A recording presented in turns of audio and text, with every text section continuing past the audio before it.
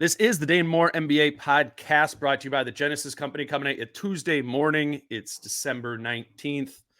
I thought it was a pretty awesome game last night in Miami that we'll get to on today's show. A really fun and competitive fourth quarter against the Heat. Wolves came out on top, 112-108. They're now 20-5. Jace, you know that's a better win percentage than the San Francisco 49ers? No, hadn't thought of it. I don't know why I thought of that either. I got Jace Frederick here. Though. Makes sense that, if you doubled up, somebody would have to be like 11-2 right now to have a better win percentage than the Wolves. But it's just not that common. You're on it. There we go. Thank you. I was going to say, I thought your win percentage, I thought we were going to go to some historical NBA team. It's like, nope, we're going current NFL. Yeah.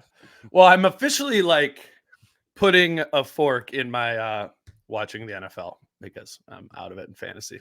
And okay. So this is it. This is the last football reference on the NBA podcast for Dane has the dumbest fantasy football league. Shut he up, thinks man. They don't play playoffs. It's just overall record at the end of the year. Everybody's probably done by now. It's probably down to 2 teams with 3 weeks left. It's cool. That's fun. I will make the argument for that another time.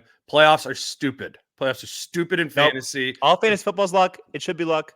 That's fine. That's part of the fun. Yeah, we've argued about this before. Yep. I have Jace Frederick here, Wolves beat writer from the Pioneer Press. Let's kind of do this game in reverse. Start with the fourth quarter there. I think there was a ton of things that happened, a ton of positive things the Wolves did. Kind of everybody got involved. I want to just kind of go back and forth of things that stood out to us, were impactful for that win there. You have one on the top of your board that sticks out? I think I have 2 at the top of my board, but I'll start with Carl. I think with Cat, it was what impressed me most was that in key moments and guarded by Jimmy Butler, and I know Wolves fans will be like, "Oh, Carl got the best of Jimmy Butler." It's sure, but it was for me. It was the way that he did it. In that he's guarded by Butler, who's whether Carl never admitted it or not, but that has to mean quite a bit extra to him, and he didn't just try to take over the game or try to show anything up on Butler, try to do anything like that. His emotions were in check the entire time watching him play in those final 5 minutes. And he was just making the smart plays.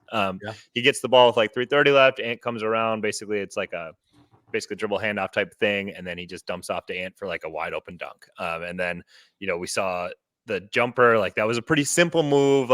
Jimmy, I think, felt some contact and tried to flop, and then Carl just knocks down the jumper very controlled. And just before that, he had just had a drive to the hoop that wasn't any flailing or anything, and just drew a foul. It was a side out, but that led to that.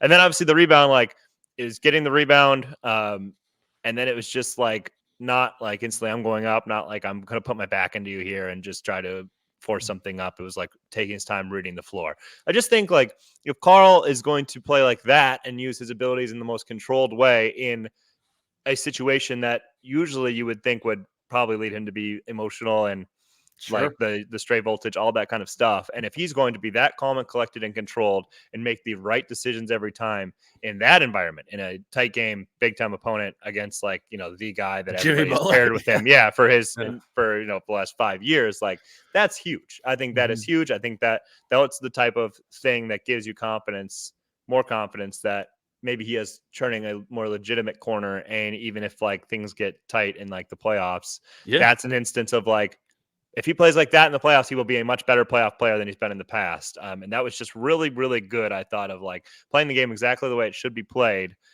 in circumstances where he absolutely would not have done so in the past. Yeah, it totally gets the arrow up in the belief of Carl in the playoffs, right? Which, obviously all of that is you got to get there, you got to see it, all these things. What does it look like in the playoffs? But it's these type of matchups, it's those type of situations where the answer isn't getting frazzled. The answer is calming down. I was actually, that's funny you kind of bring that up. I was thinking about the Denver series when I was going back and watching the fourth quarter this morning, because I pulled up just the fourth quarter box and Cat has 2 points and Ant has 10. And I you look at that box score and it looks like Ant was the MVP of the fourth quarter. And Ant played well in the fourth, but to me, offensively, I thought Carl was super important. Obviously, Rudy will talk about defensively, but I'm thinking about the Denver series because Ant got off because they put Josh Josh Richardson on Ant and they slid Jimmy Butler over to Cat. Right.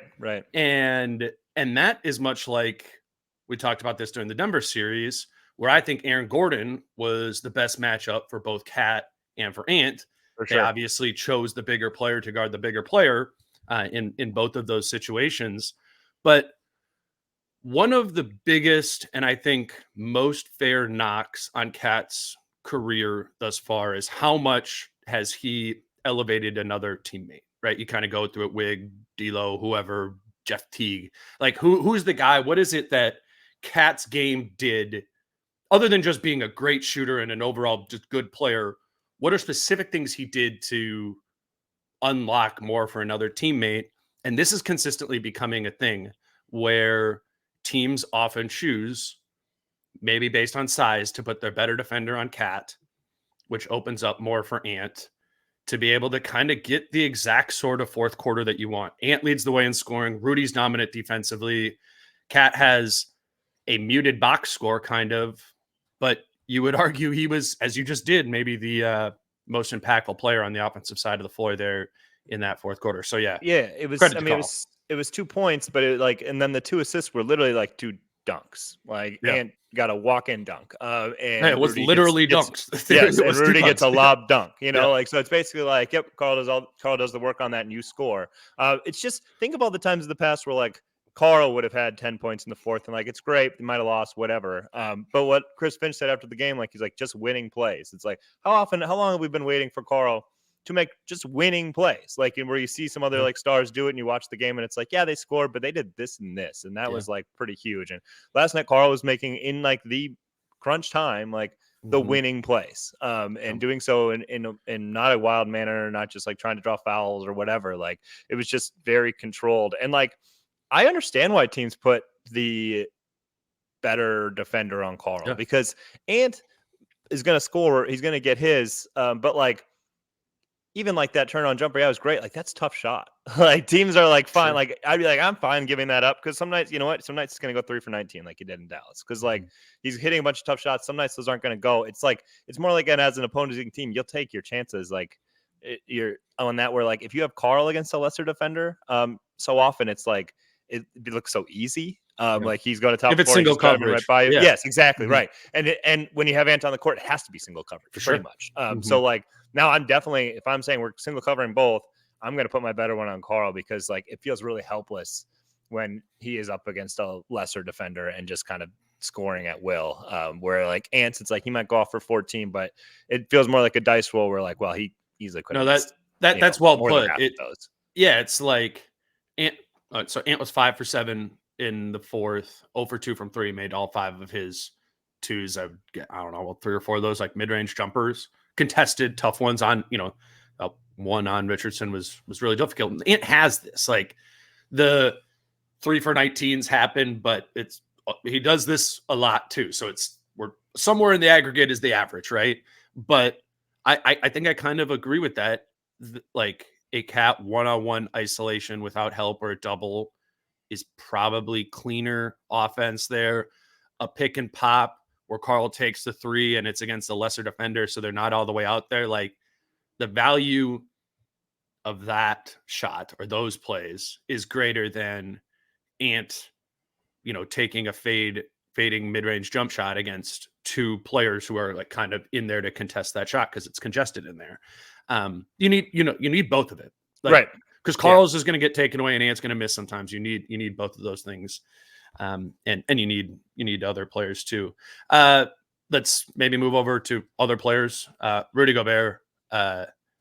This fourth quarter stuff, man. I don't know. Can you get in a rhythm as a defender? I feel when I'm watching Rudy Gobert in the fourth quarters defensively, it's when Steph just has it going in a fourth quarter, and it's just those weird looking kind of push threes that you just feel are going to go in.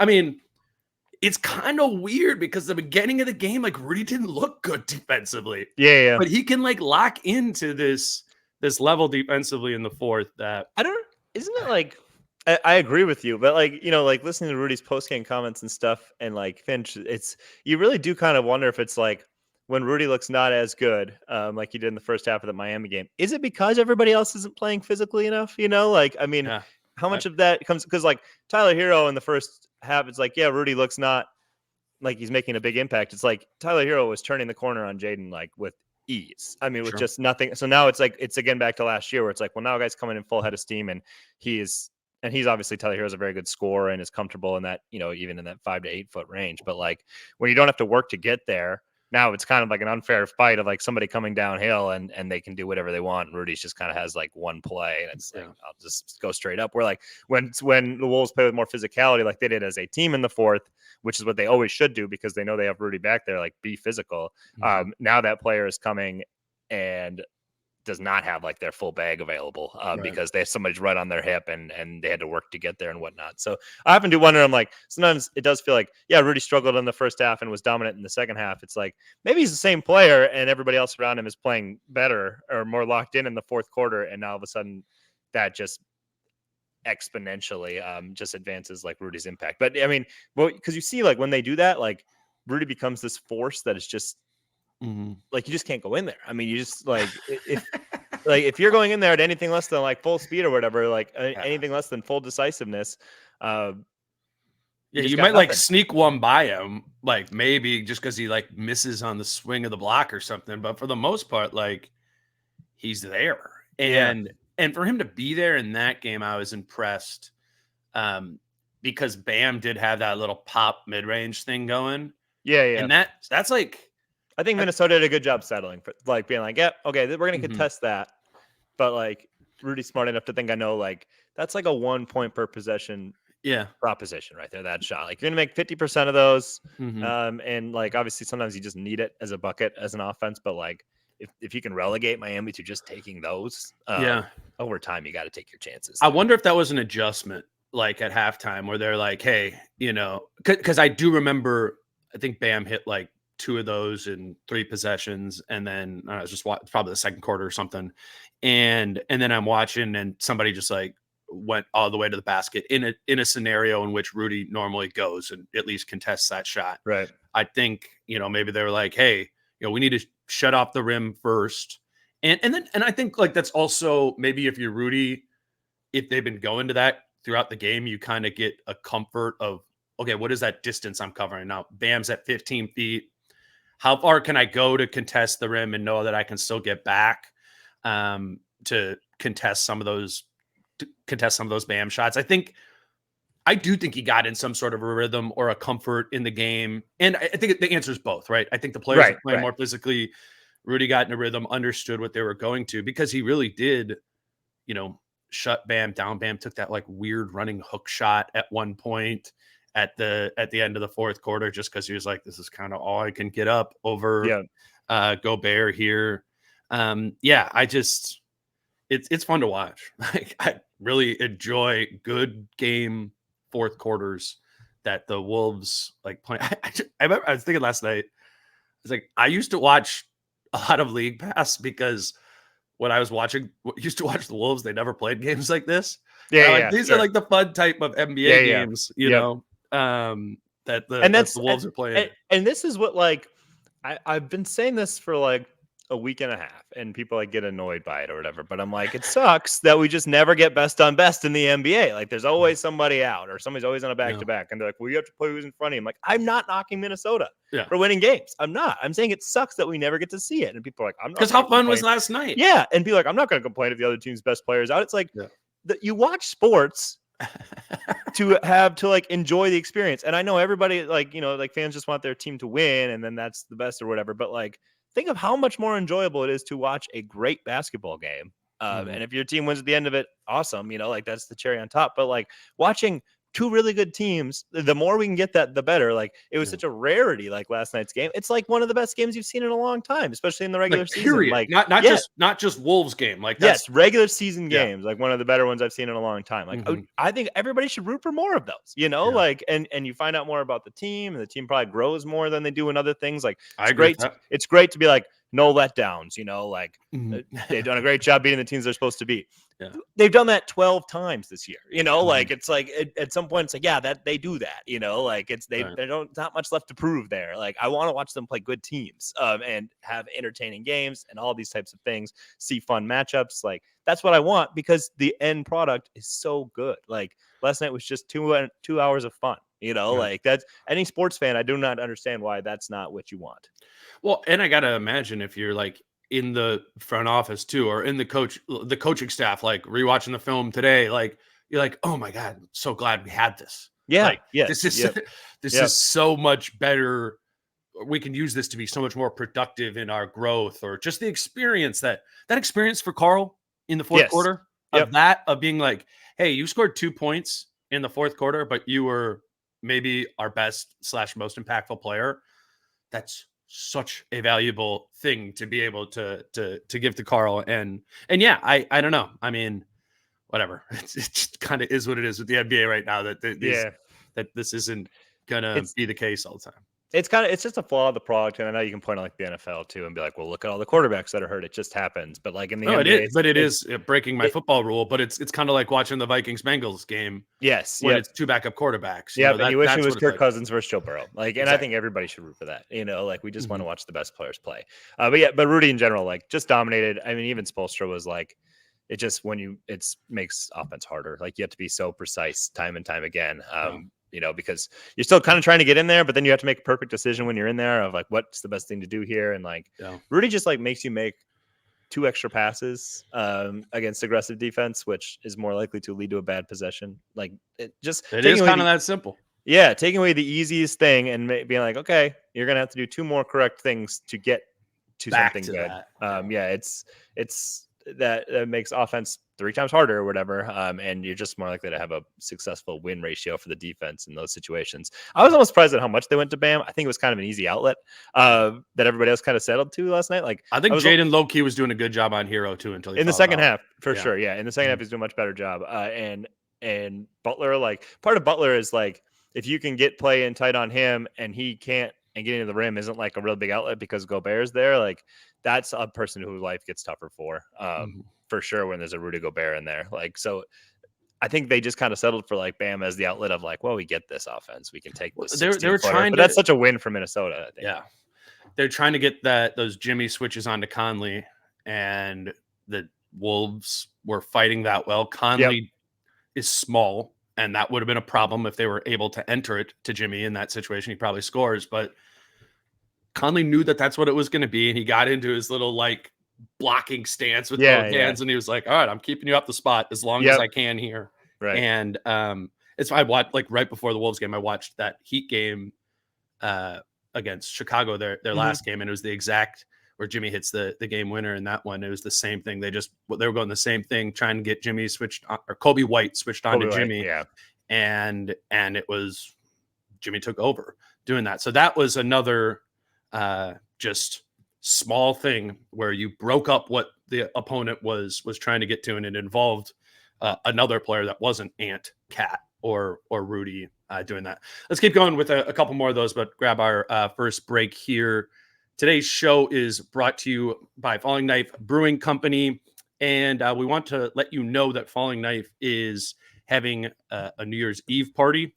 They call it New Year's Early. I know we advertised for this last year, and a lot of Wolves fans went to it.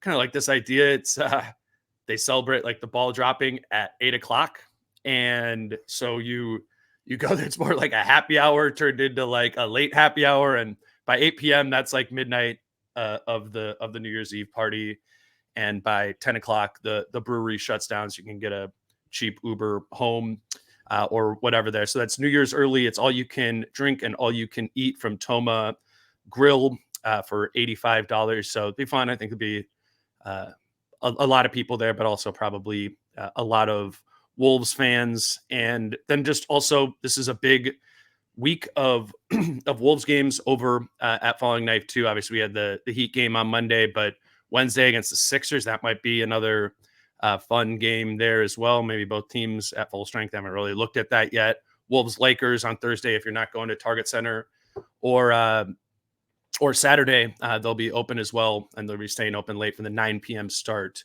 of Wolves versus Kings. So Falling Knife Brewing Company, if you're looking for a place to go this week to watch the Wolves games, or keep in mind New Year's early, you can find the link to that New Year's early by going to Falling Knife's Instagram page, which I would just recommend following. It's at FKBC.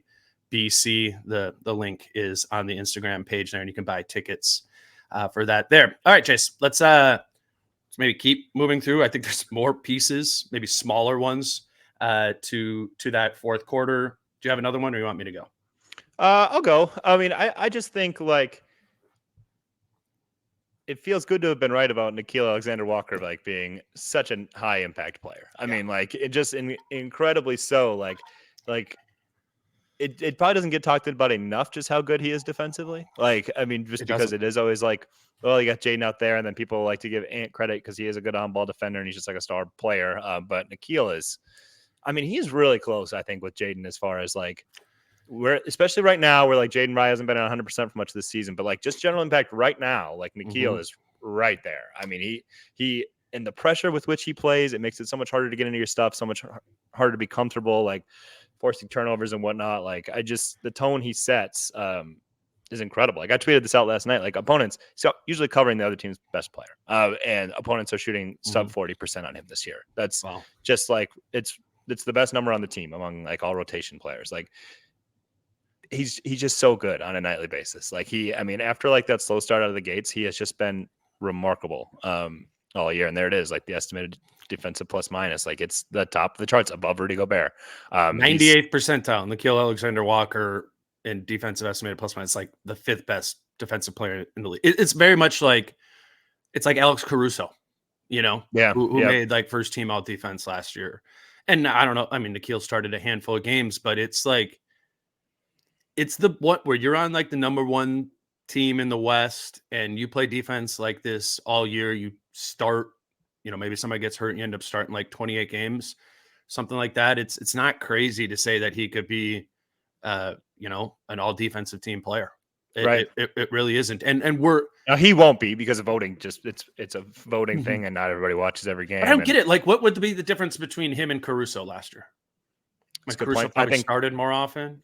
Caruso played for the Lakers at some point. Yeah. People are just more aware of him. Frank, I mean, just be honest, just more of a name out there. Like Nickeil Alexander-Walker, I think there's still a lot of people who'd be like, I'm not sure who he plays for. And I don't know if they would know that probably his most valuable element to this team is the defense. Defensive stalwart. I mean, you just know that not everybody knows about, like the media doesn't all know about this guy because like in the postseason, that Thunder playing game, he was dominant over SGA. And then in the Denver series, like Jamal Murray had some games, but he gave him like, it was just an incredible battle between those two. And then free agency comes and Bruce Brown, who's Bruce Brown's a really good player, but he gets 22 million, and Nickeil Alexander-Walker is not that much worse than Bruce Brown, and he gets 4, like that just shows you like how is media supposed to know when he is, when apparently a lot of front offices didn't watch the playoffs that the Wolves were in either. So like that's why crazy. I don't think these awards are like really up there for him, but locally, like everybody should understand the impact. Yeah. Like he has been outstanding,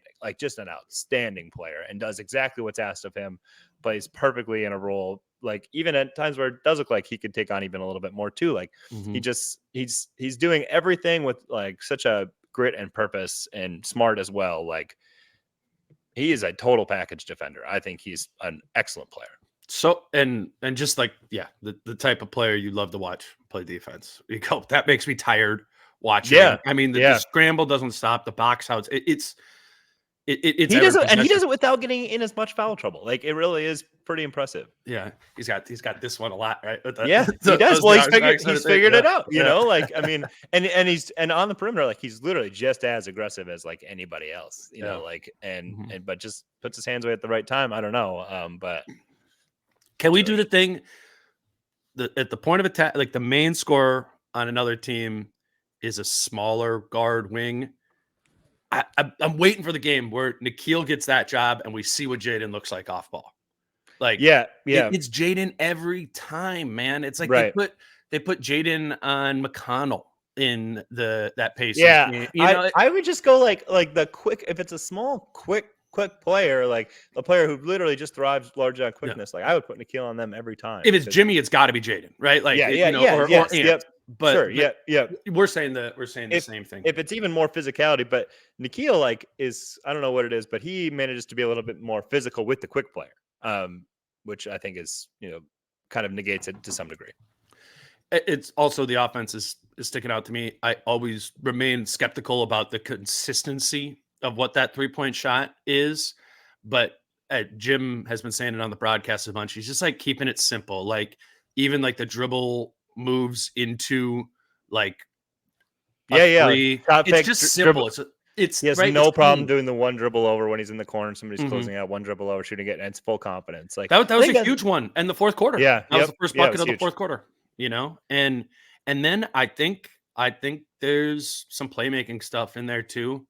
I'd like to, I think he's got like another level in offensive playmaking. If maybe he can get like a little floater game when he's going downhill, a little bit more control with his finishing package around there. But I think it was the end of the first quarter, right, where he had that dime to Nas at the very end of the quarter. You remember that? Yeah, I think it was first quarter as Yeah, well. and first quarter, and I remember Ant and Conley were both off the floor, and it's like one of those where you're like trading 2-for-1 situations for like a while. And so like Cat tried to go quick to score, then Miami tried to go quick to score, and then there's like 14 seconds left, and you're like, okay, well, it's one shot here for the Wolves. What are we gonna do? And your options are like, okay, we could go to a Cat isolation again, where Miami knows that and they're just going to load up on it, right? And they're going to make Cat make a difficult running sort of shot. And instead, they just had Nikhil play make, and he kind of like got to the nail, and he found he had like Troy Brown on the left wing, and he had Nas cutting to the basket underneath there, and he found him. And it's like they need a little bit more playmaking in this team, particularly if Ant and Mike are both off the floor.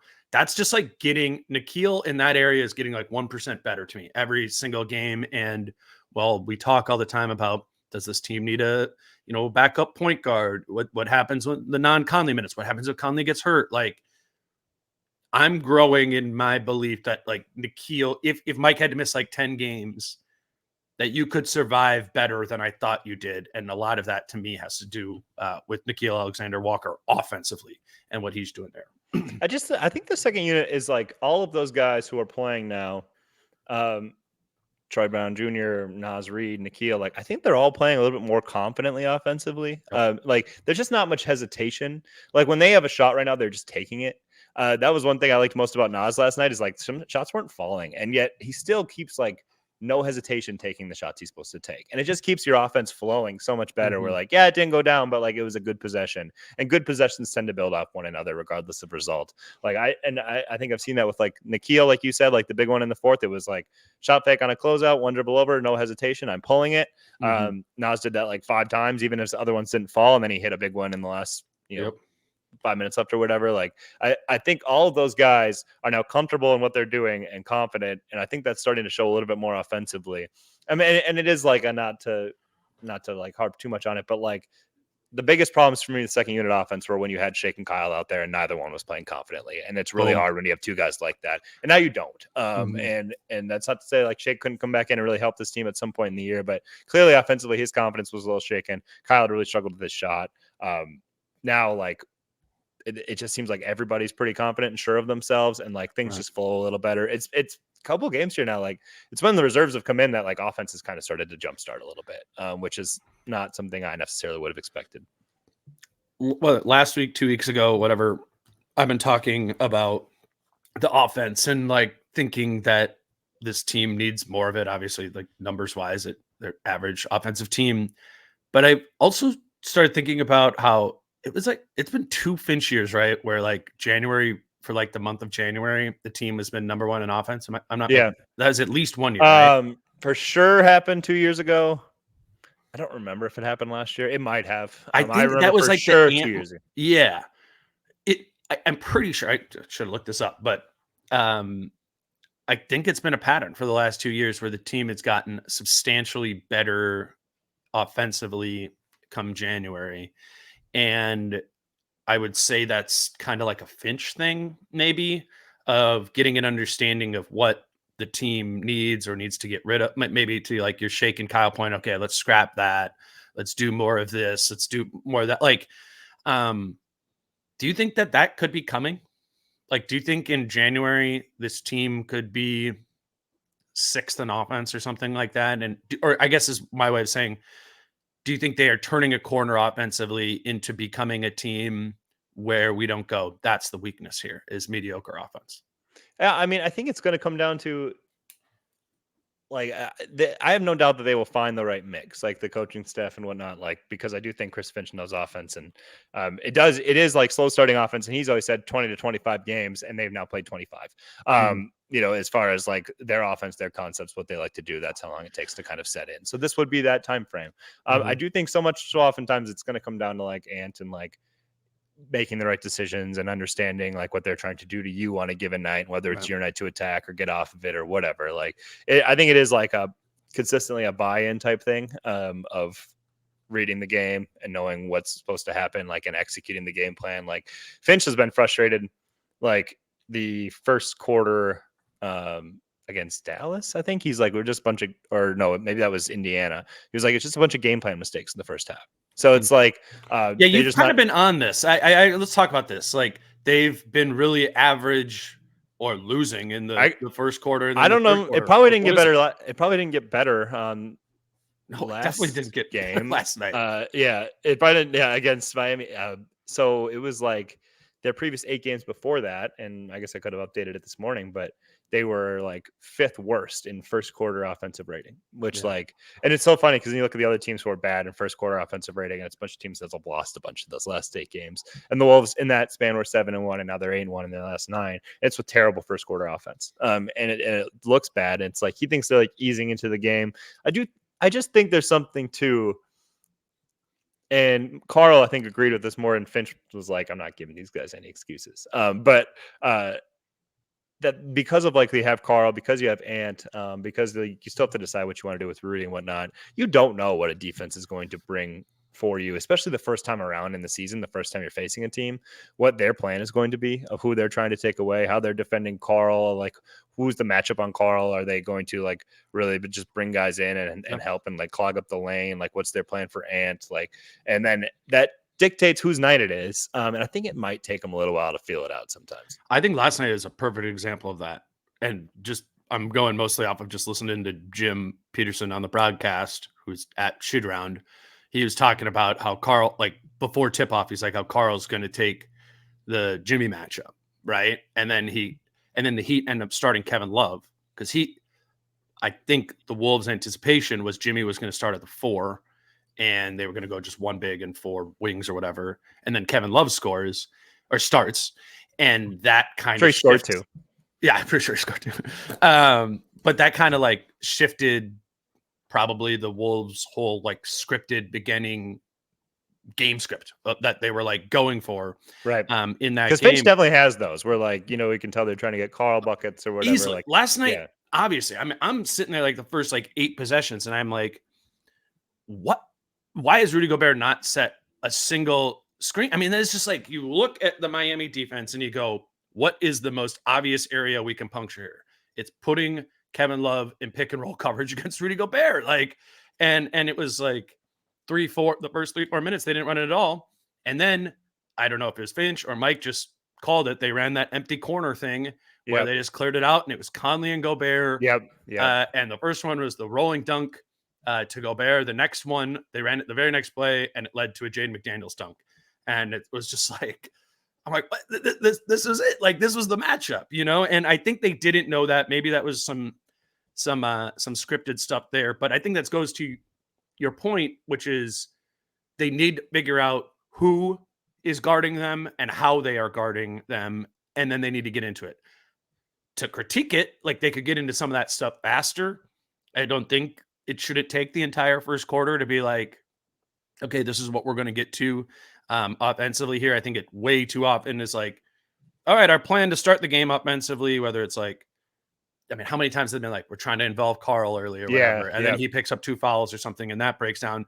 And then it's like, all right, second half of the first quarter, Ant just goes into takeover mode.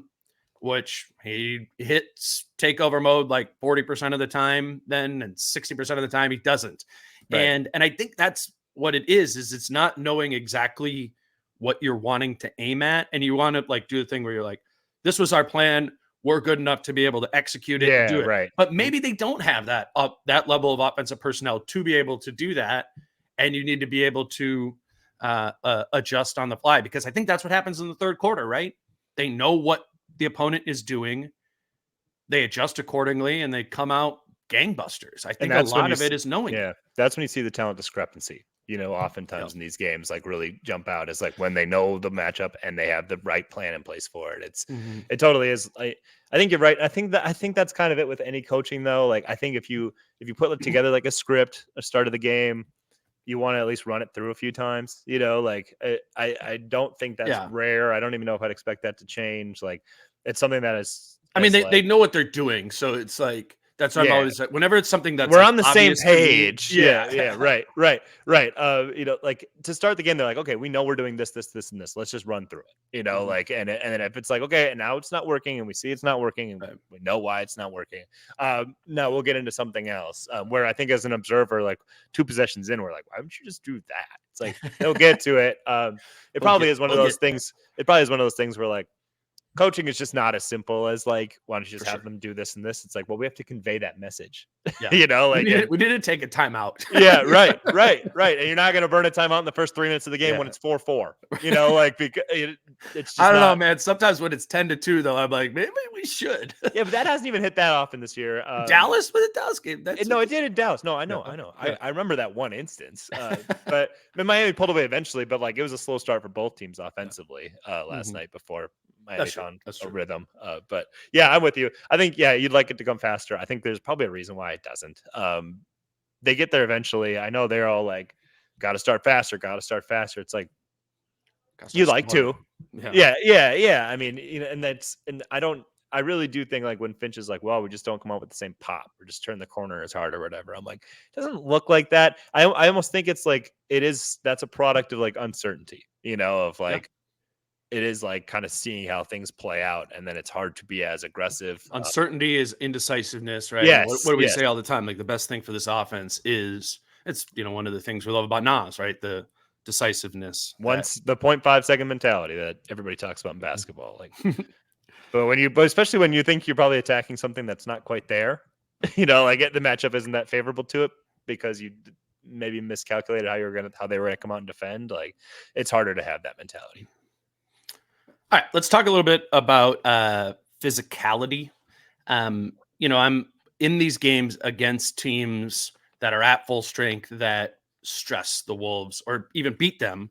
I'm always trying to log in my head why, right? What did they do? The Sacramento game really sticks out to me. That was pace, right? That was the speed of which the Kings play with and getting into the half court, and the speed in which they move the ball in the half court.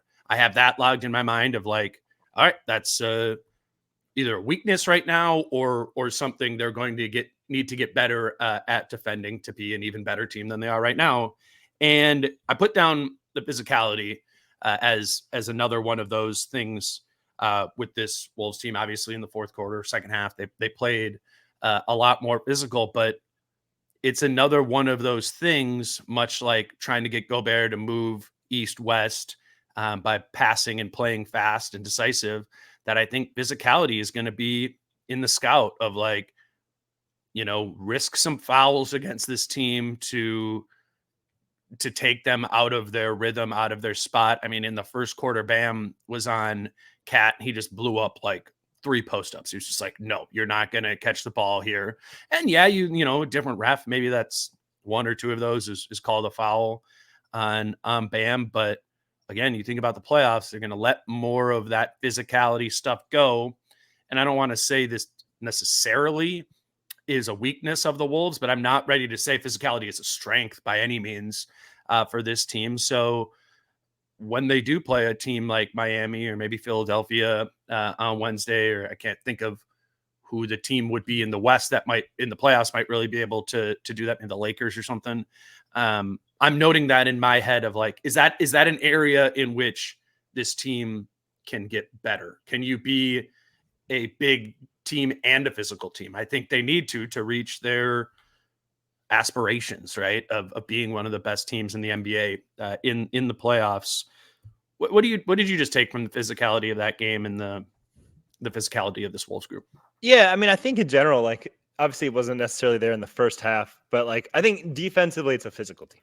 I think they a lot of times. You're right. Like, I'm thinking about the offensive side. I agree. I just want to put that out there. Like, like Jane to some extent, but obviously like Rudy sets a very physical tone defensively. Ant like will hound you on certain possessions, and Nikhil certainly as well. Like, so defensively, I think they're a physical group. I think it's almost jarring sometimes to see like the way that physicality on the other end then bothers them and gets them like out of their sets or whatever, like just kind of their rhythm, where it's like they're like bothered and they're like looking at the refs and whatnot, like that's foul. It's like, okay, you guys are doing the exact same thing on the other end. Like you got to be prepared and like adjust to like what's happening on your end. It's oftentimes being officiated the same way. Like, like they're both teams are being very physical and that is going to be playoff basketball. So I do think they have to quicker acclimate to physicality when they see it. But I think it's hard in the regular season to acclimate to it because, 3 out of every 4 teams don't play it. Sure. It's just a lot of times it's just not the same level of physicality. And so things you're used to kind of operating how you're used to operating. And then when some other team does like get into your space more and there's a little bit more bumping and shoving, which like maybe the Wolves are accustomed to bringing on their end of the court, but not accustomed to seeing. I do think there's just a little bit of like a period of like, what is going on here? And certainly like last night, they figured it out and coming out of the break and like better handled it. But like we have seen it a few times now where like it frustrates them to a large degree. And then that's when especially when you're frustrated, now you really aren't playing like as smart. There are more turnovers and whatnot, as we saw in the first half, like silly things because you're playing out of frustration and you're discombobulated. So like, I think maybe like when you go into a game, maybe like when you go into Miami, you should be like in the mental headspace of like, that's what we're going to see, especially in the playoffs as well. Like this is what's going to be. So let's just be ready for it. I think it's encouraging for them that they acclimated. But yeah, you'd probably like to see them not be so, as it has a couple times this year, like they've just been thrown off by the opponent's defensive physicality.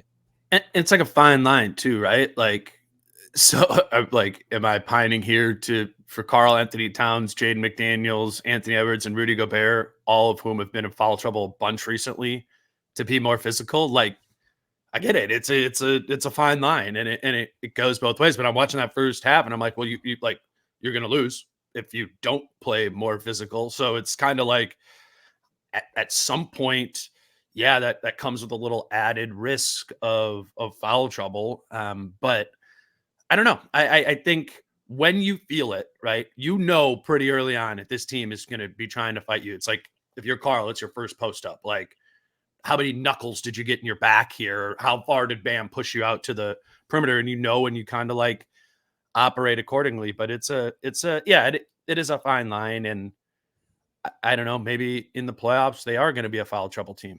That very might well be the case. And maybe it's a case that they do need to have 9 guys in the rotation, even when you are playing a good team or when you do get to the playoffs, because it will probably be nightly in a playoff series that one of Kat, Jaden, or Rudy, maybe Ant, get in foul trouble. Wouldn't you, like a 7-game series, wouldn't you anticipate that one of them in all 7 games would be in pretty severe foul trouble? I'd probably anticipate given a certain matchup that Jaden would be in foul trouble in like 5 of 7 games. And then Karl, like it totally is like, it's just a little extra stuff like offensively. It's like, and I know that's like, it's a thing, like it's always a thing, but it's like, it's not like defensively, it's like he's picking up 5 fouls, so for him, it's just continue to work on like playing in control. Like if you have to work, it's almost like if Bam's pushing you in your back and whatnot, I would just be like, okay, maybe I should be using a different way tonight, like, because I like that. I am neutralizing their best defender. Like in this thing, like we can almost just play a little bit more of like 4-on-4 basketball. Get in the corner. Yeah, exactly. Get in the corner. Let's play 4-on-4 basketball without their best defender. Not for the whole game, just for like a little bit. You know, exactly. You know, because then they would probably change matchups and whatnot too. You know, they would. Like it's almost like a Mike Conley approach of like they're being, how do I use their aggressiveness against them? It's like not how do I combat it? Not how do I just sit there on offense, particularly like not how do I like, oh, he's bumping me, well, I'm gonna elbow him. You know, it's like no, how can we use their over aggression to get easy things for ourselves? Because there is like aggression does come at a cost. It's like generally judo speaking. or whatever, right? Right. As long as you don't have a Rudy Gobert like saving your butt at the rim, everybody else being over aggressive can be exposed. So like play with your head sometimes in those situations and not, you know, not get into an arm wrestling contest basically. The only other thing I have like written down here is, could we stop talking about Kyle Anderson as potentially getting traded? Like is just like, he's been so good defensively, like so good, and the literal only thing they have against zone defense. Which that is just annoying to me. It's like they got to find something else other than, you know, I mean, it's great, but Kyle's really good at it, but like you're one and only. Isn't it funny that like you watch what Kyle does against the zone? It's like it's not like rocket science, and it's literally what you were taught in 5th grade. Somebody gets to the middle, we get the ball in the middle, and now everything collapses in. Like it's literally like I remember like 6th grade traveling basketball. We had one play, and it was to get somebody in the middle, and somebody would roam the baselines in the short corners, and then it's just like, but everybody's so not used to doing that.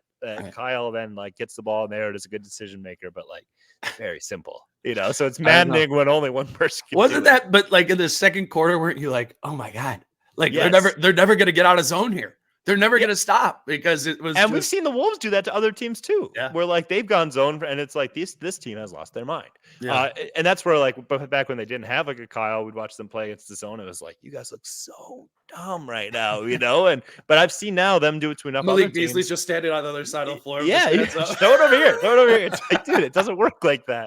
You know, but NBA teams just have a hard time against zone defenses if you don't have like. And they're good. They're a good zone defense because they play the gaps and like, it's an aggressive so well. And the Wolves are like, they're not as technically effective as a zone defense, but they're so long and that like they're in the space of everyone when they're in zone too. So like zone can be pretty hard to play against, like even in the NBA, because it's a totally different thing. And I think just like watching the rest of the league is a lot of teams who face a lot of zone, like they don't only run Kyle Anderson at the nail, right? Like you still run a pick and roll and you screen that top defender and you know the other guy is going to be there, but you still get into actions, you know, a little bit more than just like no dribble passing all the way around the perimeter. So that's like an area for growth in this team too is zone offense. But Anderson, man, like, I'm not trading that dude. It's just Finch loves him. Finch loves Kyle Anderson. Even if Kyle goes through like even when Kyle struggles, like that was like the most hilarious. Like when I think Britt asked it once, so Kyle was definitely struggling, and he's like, "Are you concerned about whatever?" And Finch, like when Carl's gone through struggles or whatever, like has given him like a long-winded answer, but he's got to do this and this or whatever. But he'll get there.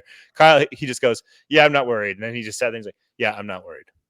Just said it like twice, and that was all he said. And it was like next thing, you know, like it wasn't like Rudy's like it's because it is just like the thing in Finch's head. He's like, yeah, would I like Kyle Anderson to again be making 40% of 2 threes a game? Yeah, but if he's not, it's not that he doesn't provide value. You need to make some accommodations, like you said before. Okay, let's not play him with Shake, the other non-shooter of this. I think they're playing him less with Rudy. I actually want to look that up. I feel like the frequency of his minutes, we're seeing a lot of that. Cat, Nas, Kyle, front court every game. And, you know, and that makes sense. And Kyle's your one non-shooter out there in that lineup configuration. Whenever it's him and Rudy out there, it's 2 non-shooters. And last year, Kyle was kind of a shooter, so that wasn't the case, you know. Big difference. And that's the difference there. But I know this is hard for you, but I think we need to set sail to the idea that Tyus Jones is going to be on this team after the trade deadline, because Kyle Anderson would need to be in that trade. And it would have to be Kyle and like a shake or something. And Mhm. yeah, I don't see how you could part with Kyle. I mean, it really is. I mean, like, you think Tyus Jones, and again, huge Tyus Jones believer over here. Like Tyus Jones would be less impactful for this team than Kyle Anderson would be. I agree, and I do think there's something that's just like, and Kyle and Tyus Jones is a very smart defender, but like I just think Yeah, that yeah. just the tons of different perimeter wing defenders that you can throw at guys who can play like smart, physical, whatever defense. Like I think that is a huge part of this team's success, and so Mhm. like sacrificing any of that, it would Yeah. just be too big of like I don't know. I just think Trade like off. Yeah. yeah, it's you're just sacrificing a lot for Mhm. like a little bit more playmaking in the second unit where maybe you don't need it, Yeah. like on a night to night basis. The zone thing, like for me, the Wolves play zone against teams that can't shoot. I mean, that they do that a It lot more started against often. San Antonio. That was the Yeah, first yes, game, and you yep. were And like, it was and Sohan at point for and then they yes, were like, yep. okay, this is our thing against teams that can't shoot. Yeah, Sure. yep. And but like so when teams do it to the Wolves, I'm like, I mean, especially right now, it's like you have at most one non-shooter on the court. Like it should be fairly simple to break it down, but it's just Yeah, and I would say I think it's something you just naturally probably get better at over the course of the season. You I agree. find more things that you're able to do against it. But yeah, They did what was it? I think Miami did it like one possession to end the half or something. They just came out after like a dead ball and they came out in zone and Minnesota ended up with like a layup to Nas under the hoop and it was one of the better possessions I've seen out of them. It was the end of quarter or something. It was off of a dead ball. was that Miami that went Nikhil zone. play we were talking about? Yeah, that was zone. Yes, yeah, End that of was the first zone. quarter. Yes, yeah, you're right. Yeah, that was exactly it. Yeah, that one Uh-huh. exactly what we talked about. And I was like, wow, like I thought Miami Yeah. was smart to come out in zone and Minnesota really did a nice job dissecting it. Maybe the learning lesson is the play of like they're generally in that like two in the corners, Kyle at the nail, two guards up high. Yep. Like maybe it's cutting activity Yeah. of the baseline guys there. Right.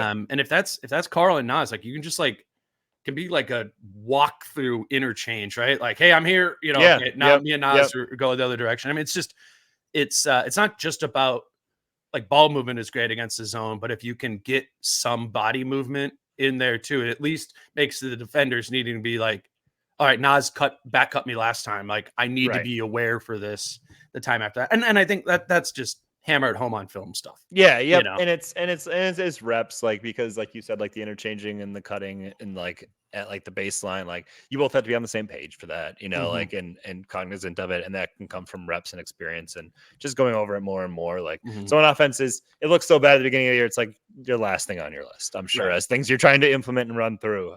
And like probably spent more time than we wanted to on zone offense. But No, it's a thing.